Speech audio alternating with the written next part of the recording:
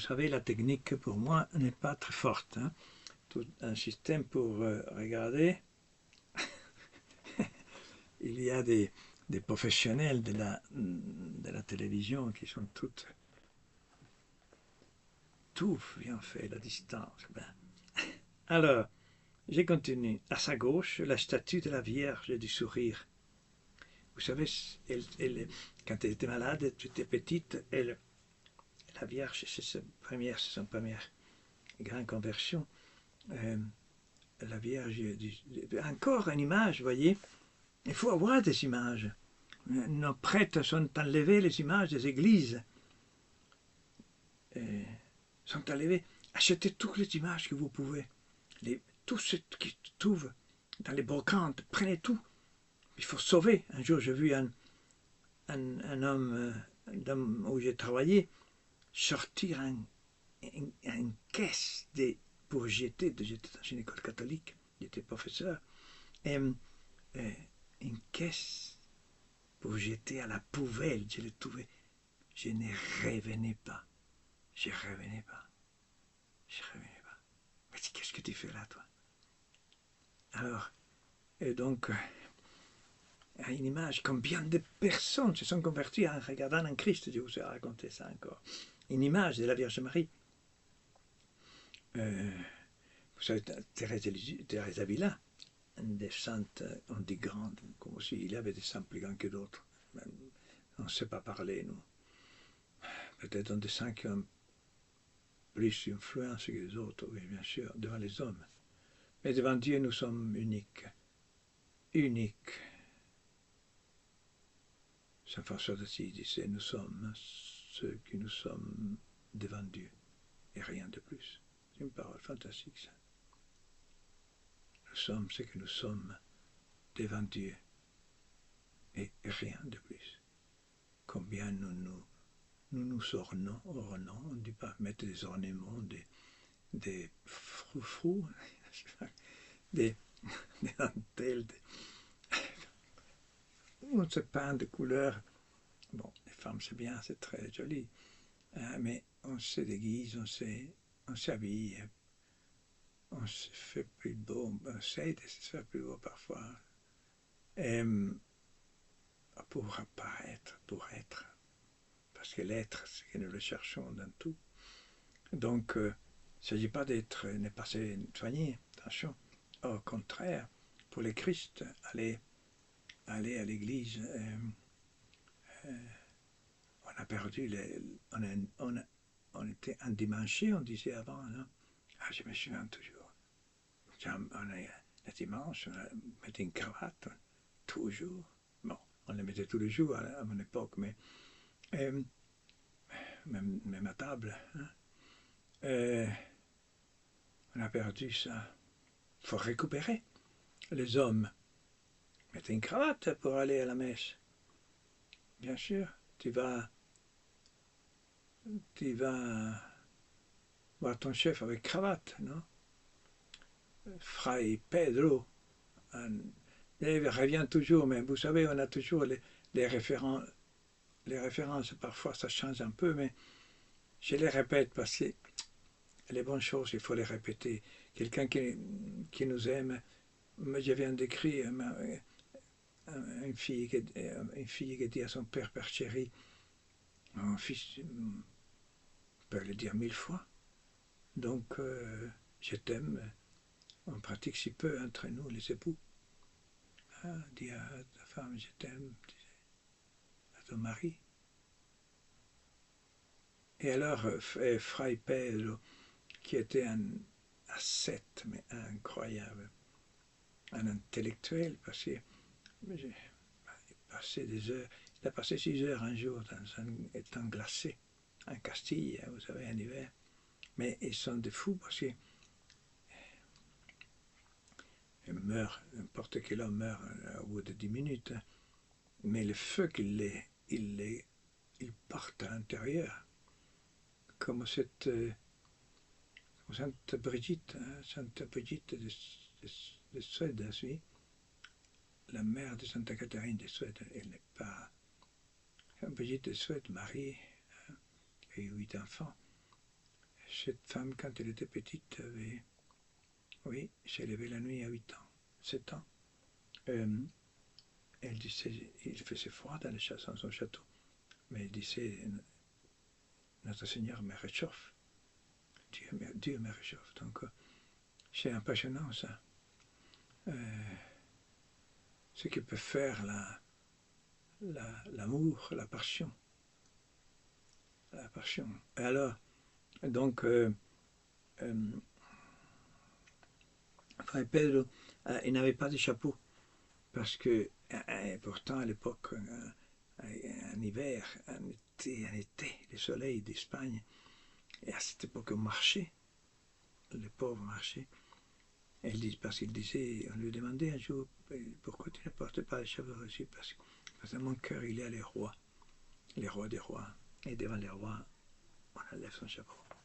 Quelle beauté, quelle merveille, quel honneur à Dieu. Saint Jean de la Croix, vous avez raconté aussi ça peut-être, un jour qu'il trouve une croix mal, parlant des croix, parlant des images, voilà, c'est pour ça que je poussiéreuse dans un endroit alors totalement occulte, et alors il la nettoie, il la met en honneur, il la met alors la met, et alors Jésus lui dit, Jean, tu m'as mis à l'honneur. Qu'est-ce que tu veux? Tu as fait ça pour moi. Qu'est-ce que tu veux que je fasse pour toi? Et alors Jean a dit, Seigneur, je vais souffrir beaucoup pour toi. Quelle beauté, mon Dieu. Et quelle beauté. Imaginez-vous. Quel mystère. Je ne sais pas si vous voyez le rapport entre la souffrance et l'amour. C'est curieux ça. Hein? Pourquoi? Pourquoi? Ça, c'est le mystère qu'on va voir avec cette femme. Pourquoi est-ce que pourquoi souffrir? Pourquoi? Quel rapport? Je vous avais dit l'autre fois, je vous avais cette parole de Bernard, hein?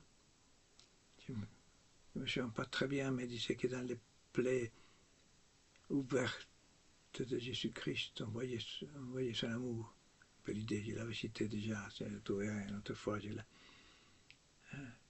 Parce que quand on dit que Jésus-Christ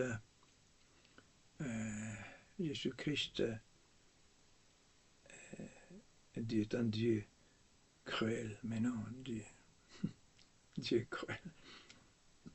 C'est l'homme qui nous sommes cruels les uns avec les autres. Et Dieu, justement, pour que il a pris la souffrance, pour que nous ne souffrions pas. Parce que quand elle dit la Agnus Dei, hein, qui tollis peccata mundi, qui enlève les péchés du monde, qui enlève les péchés du monde, c'est-à-dire qui enlève tes péchés. Est-ce que tu sais tes péchés? Tes péchés n'est pas une petite tache, je dirais 1000 fois la même chose sur un tissu, non. Le péché, c'est une ombre, c'est une ténèbre dans ta vie, c'est l'obscurité. Et attention, il y a des obscurités qui ne sont pas des péchés, nous le verrons ici dans cette lecture de Thérèse, de la mort de Thérèse. On parle de la mort, on parle de l'agonie que nos gouvernements veulent supprimer, comme si l'homme perdait sa dignité, tandis que c'est la souffrance qui donne la dignité à l'homme. L'acceptation de sa souffrance, c'est le seul être qui peut souffrir librement. Un animal, non. L'animal subit sa souffrance. Il n'a pas la conscience que nous avons. Il souffre sûrement, bien sûr, mais c'est une autre souffrance. L'animal n'a pas d'âme, il a une sensibilité. L'homme est fait à l'image de Dieu, seulement l'homme a l'image et à la ressemblance de Dieu, c'est-à-dire que l'homme ressemble à Dieu. T'imagines, toi, petit, un petit-fils, pas petit, je dis, qu'est-ce que tu racontes? Voilà, un petit, nous petits, rien du tout, et grand, énorme. Qui est l'homme, dit un psaume, hein, qui tu penses à lui? Qui est l'homme qui tu l'honores de gloire et donne de l'enveloppe de gloire et d'honneur? Qui est l'homme? L'homme, c'est quelque chose d'impressionnant, de quelque chose de divin, d'infini, parce que l'homme n'est. Ah oui, je disais cette somme, donc, qui ne croit pas, oui, je ne crois pas. Je parlais aussi de Van Gogh parce que quand j'allais voir Van Gogh, justement, il y avait un homme qui descendait et on se trouvait comme ça, un homme bien, un homme, comme on dit, normal, disons 55 ans, et bien, je voudrais le décrire, mais un homme qui a quelque chose. Je sais pas, je profite un peu toujours pour parler de Dieu. Je sais pas, j'ai posé une question, on a on a parlé 2 minutes.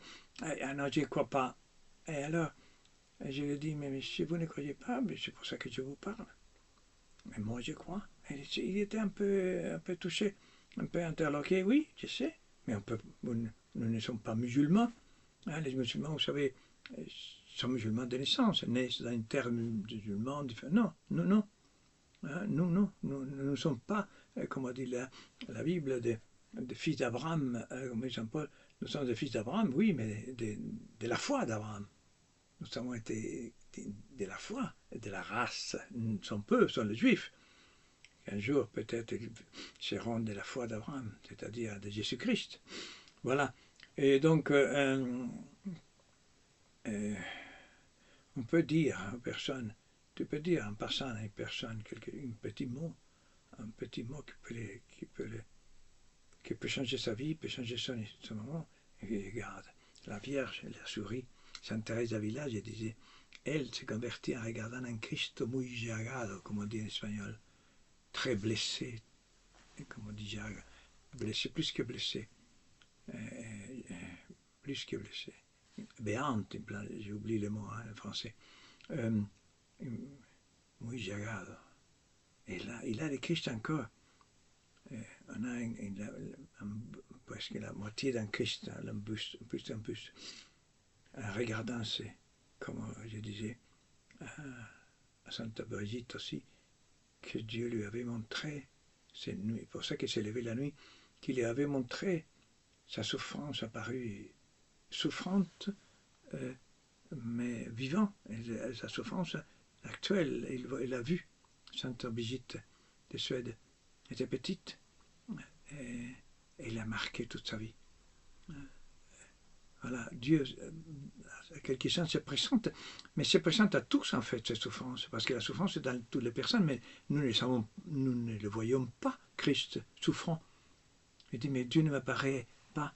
Mais oui, que Dieu nous apparaît tout le temps, Dieu est avec nous, mais nous ne savons pas regarder les autres, la blessure de l'autre, le sang qui coule, de la souffrance de l'autre. Et nous sommes aveugles et nous demandons un miracle où Dieu ne le fera jamais. Peut-être oui, il y a quelques-uns. En vue d'une mission. Toujours les miracles sont en vue d'une mission. Voilà. J'ai continué. Donc, je prends appui sur cette image de la Vierge Marie, d'une image quelconque, hein, importante de garder dans la maison des images, par exemple. Très importante. Parce qu'on reste toute la vie. Après, quand on est adulte, on refait la maison. Et on se souvient des tableaux, on se souvient des... Nous sommes faits des souvenirs et des élans, hein, et des désirs. Voilà, plus grand est notre désir, plus notre mission est grande. C'est pour ça que nous pouvons... Et plus nos rêves sont grands, plus notre mission est grande.